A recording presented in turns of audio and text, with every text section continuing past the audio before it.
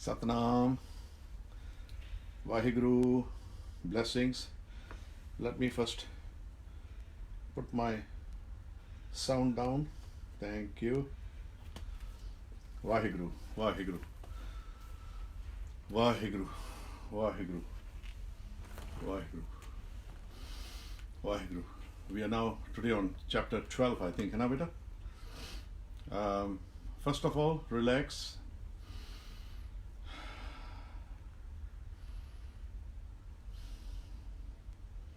I hope everyone is coping with this very dark period on this planet. And remember, the Sikh is the one who shines the brightest when the darkness is the deepest. Simply because our basic dharma, duty is to be of service. If we can die doing service, then that is a life fulfilled. I remember Bhagat Puran Singh of Amritsar. I think most of you know that wonderful sage.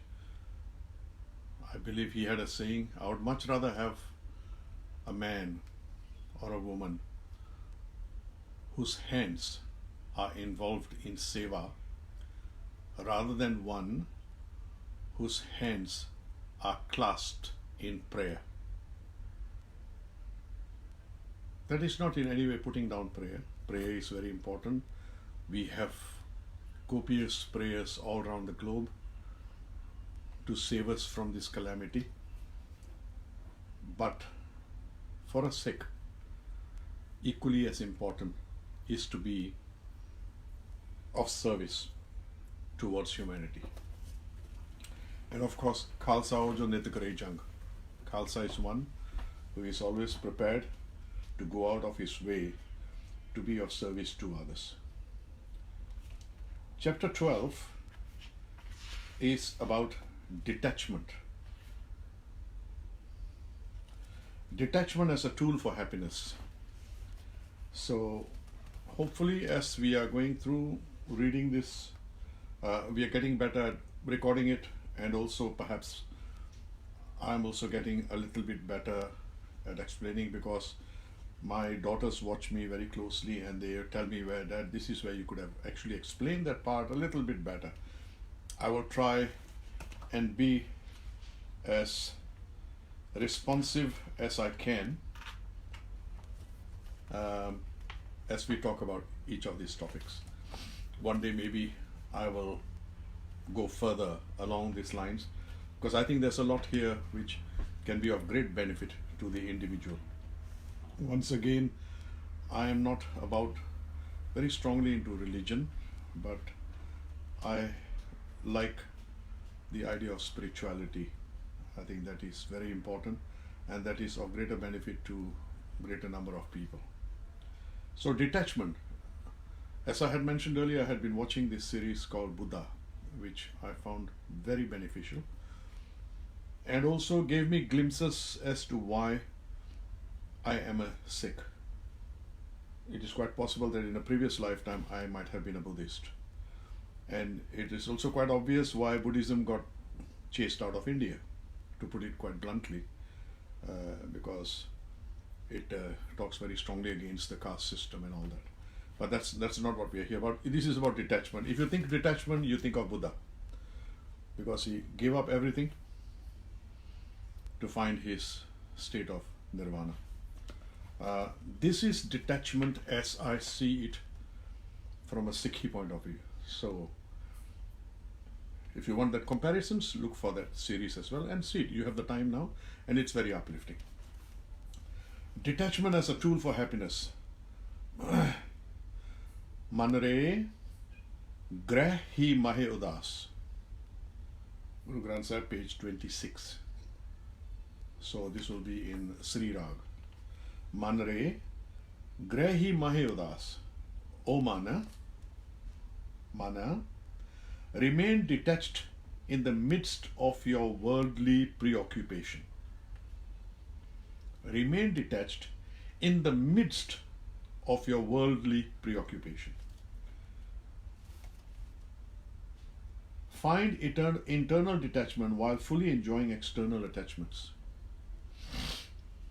This chapter also touches on the subject of death or passing on. One door opening and another door closing, or one door closing and another door opening. A topic that is generally taboo in Western thought, but very much talked about in Eastern philosophy generally. It is the inevitable end of this physical existence and should be discussed and remembered. In fact, one can use that acceptance as a tool for making optimum use of this beautiful life that has been gifted to us. Life is like a bubble which can burst at any point. This planet is so precariously balanced, so fine-tuned, so finely balanced, that it can be smashed into smithereens in the blink of an eye. On this, we are human beings, and this can be squashed in the blink of an eye. This time we have is precious and limited. Let us not fritter it away. From birth, we are encouraged to possess and assert ownership, and we attach ourselves to materialism, Maya, which includes worldly possessions, wealth, fame, and also family.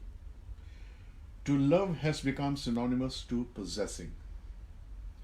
Even when we find a life partner, there is a tendency of possessing. What starts off as I am in love has a tendency of also assuming that love means being in possession of each other. This kind of emotional attachment, which is a natural part of human conditioning, has adverse effects on our life and peace of mind, because at the end of our life, we leave all this behind, including loved ones, or loved ones leave us along the way. That's a factor of life, which is death. There is no way to escape all these attachments as we are growing up. In fact, we should enjoy them all fully. But as soon as we are able to take control of our lives, we need to develop a spirit of detachment, internal detachment. We cannot get detached from anything naturally. It needs conscious, mindful effort. You cannot forcefully pull yourself away from those things that you are attached to. But keeping that fact that ultimately you seek internal detachment in mind is essential. Meanwhile, living life to the fullest, make money and make love like there is no tomorrow. Love your loved ones with a passion, because all this is time-bound and does not last forever. Remember those lovely stories of our childhood that used to finish with, and they lived happily ever after. They were just stories to make one feel good, just like the existence of Santa Claus. They played their part. But then as time goes by, we realize that there is no Santa Claus, and they lived happily ever after only exists in fairy tales. So we look for answers to the reality or illusion of this life and inevitable death. There are faiths that advocate renunciation, but that is a cop-out from daily living. That is not the answer, not from a Sikh point of view. To detach yourself from the reality aspect of this life, you need to find attachment to some higher purpose, a nobler ideal. As the desire for this higher purpose and nobler ideals becomes stronger, the materialistic attachments will wane. Love will not wane, attachment will. In fact, love becomes stronger. Love becomes unconditional. The realization and acceptance about one's mortality firstly ushers in realization that one is alone coming into this life and one leaves alone. Thus begins the lesson on detachment. We come empty-handed and we leave empty-handed too. Nange avan nange jana koi na rahe hai Raja Rana. Page 1157. Nange avan nange jana koi na rahe hai Raja Rana. Naked, alone we came, and naked, alone we will go. No one remains, no king, no prince, no one. The only things that you, the real you, your spirit, take along are your actions, your deeds, karma, good and bad, and naam, regular connection with the source of all reality, Vaheguru. The purpose of this life is to get closer to the truth, the source of all reality. The source of all reality is about good deeds and our acceptance and connection with that source, Vaheguru, through prayer and meditation. So good deeds and regular time out to remember Vaheguru, contemplating on his attributes and adopting his attitudes, contemplating on his attributes and adopting his attributes as our own are the cornerstone of stability in one's life and the true purpose of this life, dharam, and of life in human form. I'll have to read that sentence again. So, good deeds and regular time out to remember Vaheguru, contemplating on his attributes and adopting his attributes as our own are the cornerstones of stability in one's life and the true purpose of this life, dharam, and of life in human form. Pangati that I quote seldom or quite often from the Guru Granth Sahib, page 12. Bhai prapat manukh devariya, Gobind milan ki e teri bariya. You have been bestowed with this precious life in human form. This is your chance to be one with the Creator, Vaheguru, that source of all reality. Not at the end of this life, but during this lifetime. That is what enlightenment is, to become one with Vaheguru, the source of all reality. Once we bring such stability into our lives and accept the time-bound, form-bound, and transient nature of human life, living in fact becomes more intense. Each day becomes important. We wish to make the most of each day. We realize the transient nature of materialistic possessions and materialistic happiness. Love becomes more intense. We start appreciating those around us more and start living in the moment more often, without dwelling in the past and spending lesser time in the future. The future does take care of itself if our present conduct in life is truthful and we hold and practice truth as the highest virtue. Pursuit of materialism, wealth, status, power, and over-entanglement in family matters becomes secondary to living well and living in the moment. Let us start from the beginning. Children are obsessed with newly acquired toys. Children are obsessed with newly acquired toys, but as better toys come by, the older toys are discarded. As they grow up, toys like PlayStations, Game Boys, and iPods supersede the toy animals, teddy bears, monsters, cuddlies, and so on. Then mobile phones, laptops, iPads, and more advanced iPods supersede the PlayStations, Game Boys, and outdated iPods. And it goes on into adult life. So let us then look at adult toys. They are after all toys. Our toys as adults are wealth, status symbols, respect in society, power, and family. A well-paying, high-ranking vocation, a large house, preferably in a high-class suburb, perhaps a few high-range prestige cars, a pretty wife, and a couple of children who study in prestigious schools, and other trappings of visible wealth, fame, and acknowledgement by others. They are all adult toys. After some time, whether we have acquired all the above or some of them, one feels a certain emptiness because Those toys do not bring everlasting happiness, though perhaps they are essentials for a comfortable living. What one needs is a mission in life, and this mission must be beyond our selfish personal interest, a higher calling.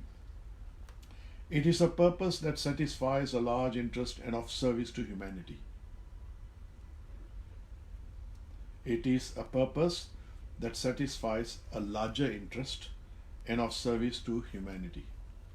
This sort of dynamic action truly brings happiness, peace of mind, and this is the true and real measure of success. Basic sensual acquisitions of materialistic toys must lead to a loftier ideal for everlasting happiness.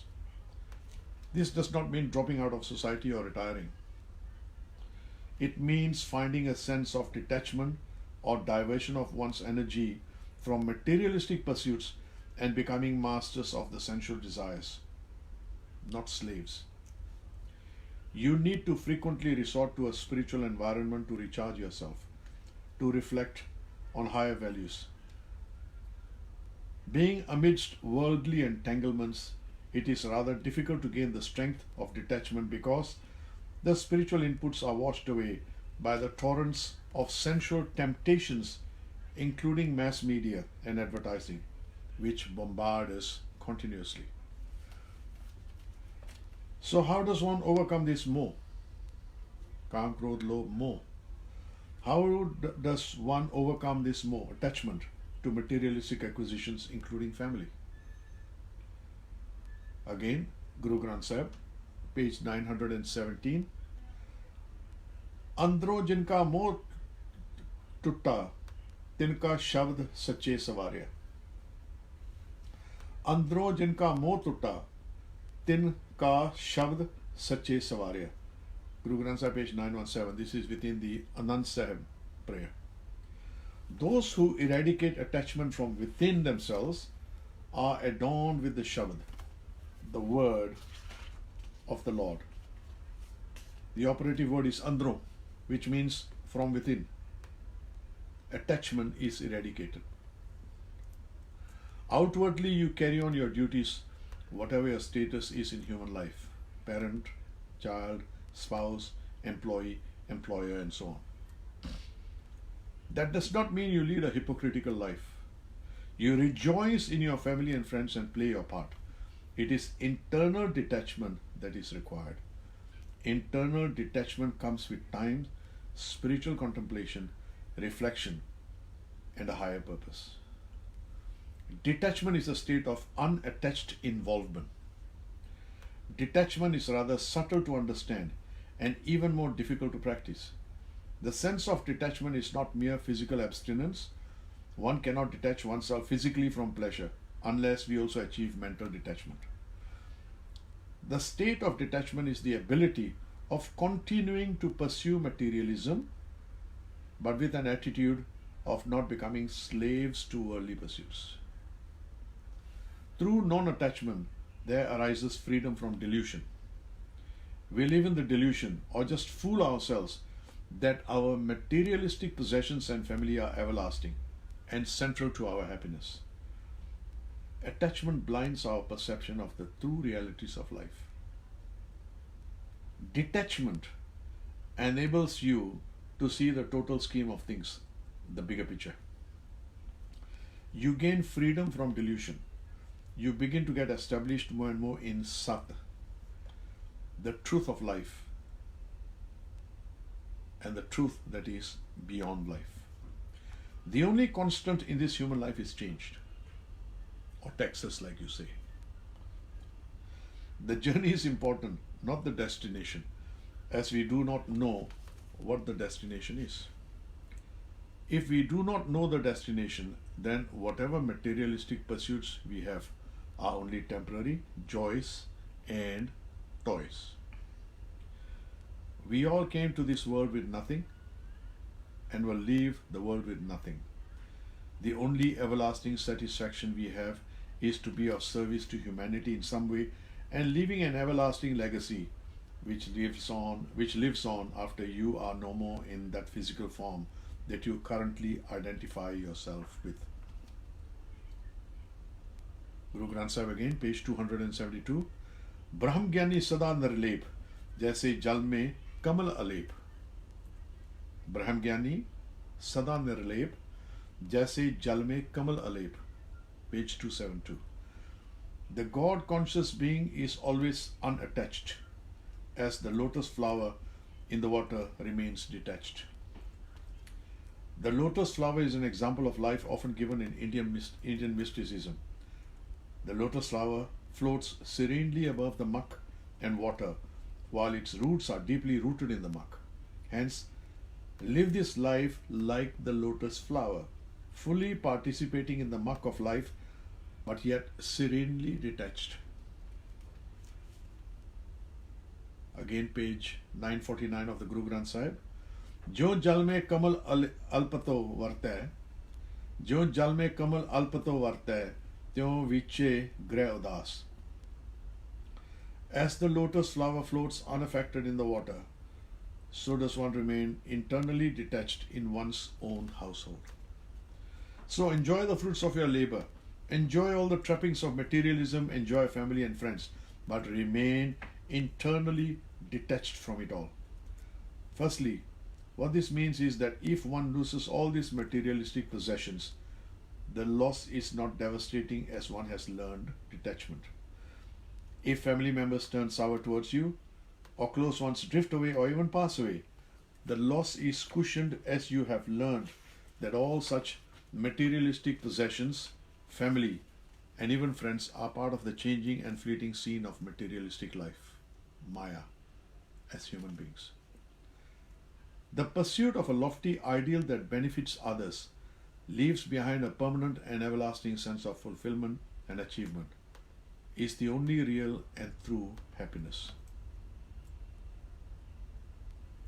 Even the rich give away billions in charity because of the realization that they will not be able to take their wealth along when they pass on. So each of us can do the same. Detach yourself from all the Maya, materialism and physical attachments around us and enjoy life in a state of internal detachment. If there is to be any attachment and passion, then it is to one's service to humankind, and even then, not to the end result, which belongs to Vaheguru. This means you do not even take credit for the outcome. You dwell in humility. Nothing belongs to you. Once you find through inner detachment, you realize that this is truly the happiness and freedom that you have been seeking for. Lastly, once you find through inner detachment, you will become more loving, because with inner detachment comes the realization that nothing lasts forever, and because nothing lasts forever, one starts to make the most of it. Live and love like there is no tomorrow. Happiness is today, not tomorrow. The Sikh prayer before retiring for the night, Sohila, is also the final prayer of the last rites when one passes on. This is to remind us that one might as well read one's last rites before going to sleep each night, because you might not wake up in the morning. Getting in touch with one's mortality daily, morbid as it might sound, is also a great way to remind oneself to be happy now. Let that happiness be a part of you one day at a time, and spread the infectious happiness to those around you. That is through detachment, within detachment, and through happiness. To find otherworldliness within this worldliness is a phrase that I often use. Internal detachment, externally enjoy the fruits of this beautiful life, enjoy everything that is around you. I believe that is the message that comes through to me from Sikhi. So once again, thank you. It's been a pleasure reading that chapter. The last chapter here, before some supplementary chapters, is the epilogue, which will be very interesting reading, short ones, but we will not do it today. we'll leave something for tomorrow. Once again, thank you very much. SikhNet, bless you all. And also, just to remind you again, that we have to reach 1,000 subscribes on our YouTube channel. It's called the Dya Singh channel. Move for identification rather than my name. Even my name is borrowed from the real, through Dya Singh, the first of the Panch Pyare. My name is also borrowed. Nothing belongs to me. But we have the ability of doing some service towards our fellow human beings, and we will continue doing that. And this YouTube channel is an exciting way. We've been helped by SikhNet to establish this, and also I have other friends, Asia Samachar, and I have Sikhing.com, who also give me tremendous help. Dya Singh ji from Canada. I have many friends. I'm very, very fortunate, and this channel is a way of paying back. We are working on a number of items. There are already certain renditions already on the Dya Singh channel. Have a look at them. My favorite within that is Maya Jan Jan Tarbena Jano. It's there already, and the 550th anniversary Shabad that we put out, Guru Nanak ki vadiyai. Pragad bhai sagale jogantar, Guru Nanak ki vadiyai, and Satgur ki Seva Safal Hai has just been put on. As I mentioned earlier, we are working another very exciting number with this Nanak Chinta Mat Karo. Chinta means worry. Don't worry. Let him worry.